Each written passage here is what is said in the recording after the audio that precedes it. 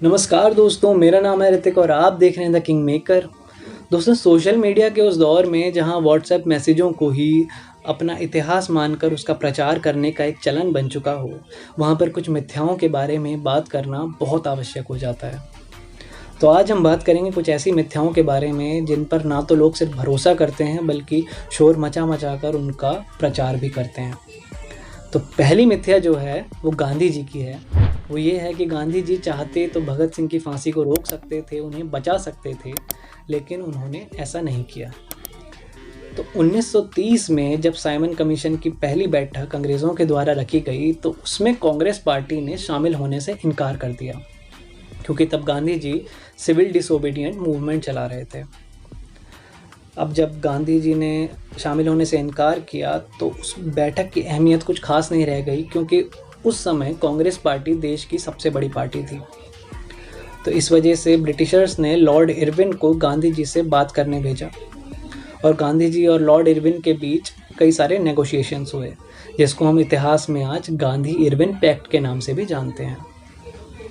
तो गांधी जी ने अपना सिविल डिसोबीडिएंट मूवमेंट रोकने और साइमन कमीशन की बैठक में शामिल होने के बदले में तमाम तरह की शर्तें रखी, जिनमें से एक शर्त भगत सिंह, राजगुरु और सुखदेव की फांसी रोकना भी था। लेकिन इरविन ने इस शर्त को नामंजूर कर दिया। तो आपने देख ही लिया कि इस मिथ्या में कितनी सच्चाई थी। तो आइए चलते हैं अब अगली मिथ्या की तरफ।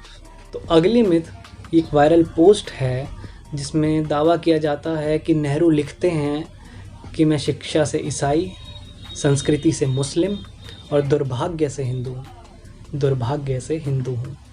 इस पोस्ट को नेहरू की ऑटोबायोग्राफी बोलकर प्रचारित किया जाता है, लेकिन असल में ये सरासर झूठ है। और इस झूठ की शुरुआत हिंदू महासभा के नेता और नेहरू के कट्टर आलोचक रहे NB खारे ने की थी। उन्होंने 1959 में एक लेख लिखा जिसका नाम था द एंग्री एरिस्टोक्रेट, और वो लेख नेहरू पर लिखी गई किताब अ स्टडी ऑफ नेहरू का एक हिस्सा था।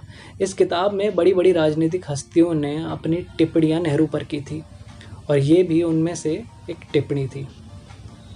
तो ये भी मिथ्या सिर्फ एक मिथ्या ही है, इसमें कोई सच्चाई नहीं। तो बढ़ते हैं अपनी अगली मिथ्या की तरफ, और अगली मिथ्या ये है कि नेहरू जी ने पटेल जी की प्रधानमंत्री की कुर्सी हथिया ली थी, वरना जो हमारे पहले प्रधानमंत्री होते वो सरदार वल्लभ भाई पटेल होते। तो आइए जानते हैं कितनी सच्चाई है इसमें।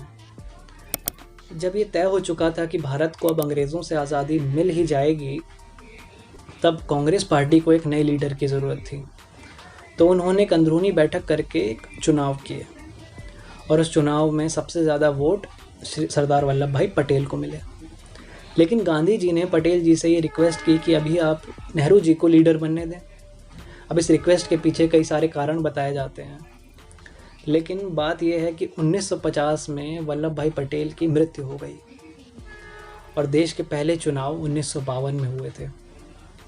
तो जब सरदार वल्लभ भाई पटेल की मृत्यु 1950 में ही हो गई थी, तो 1952 के चुनाव में जीतना तो असंभव बात है।